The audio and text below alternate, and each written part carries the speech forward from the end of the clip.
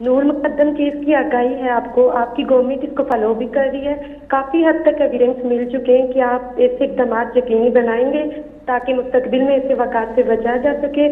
راولپنڈی اور اسلام آباد میں چوری ڈکیتی عام ہو چکی ہے، اگر کیپٹل کی یہ سچویشن ہے تو باقی شہروں کے کیا حالات ہوں گے، آپ رائے دیں گے؟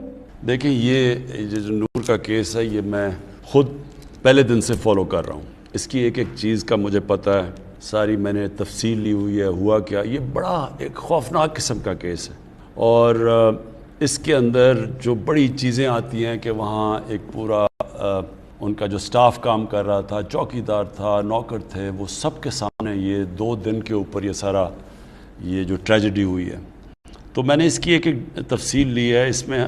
اس میں یہ میں صرف آپ کو بتا دوں کہ لوگ کہتے ہیں کہ جی وہ بڑے مضبوط خاندان سے ہے جو وہ قاتل ہے اور وہ شاید بچ نہ جائے۔ یہ میں آپ کو بتا دوں کہ بچنے کوئی نہیں لگا اس میں۔ اگر وہ ڈیول نیشنل بھی ہے اور اگر کوئی سمجھ رہا ہے کہ وہ امریکن اس کی سٹیزن شپ ہے وہ بچ جائے گا، وہ بچنے نہیں لگا، یہ میں آپ کو کہہ سکتا ہوں۔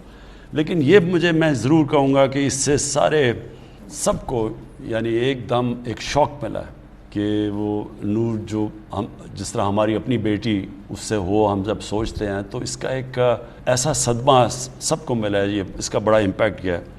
اس سے پہلے بھی میں آپ کو بتا دوں کہ ایک اور افغان ایمبیسڈر کی بیٹی سے کچھ ہوا، وہ انسیڈنٹ ہوا تھا کہ جی اس کو کسی نے مارا ہے۔ اس کو بھی میں یہ بتا دوں کہ میں نے اس طرح کیس کو فالو کیا جس طرح وہ میری اپنی بیٹی ہے۔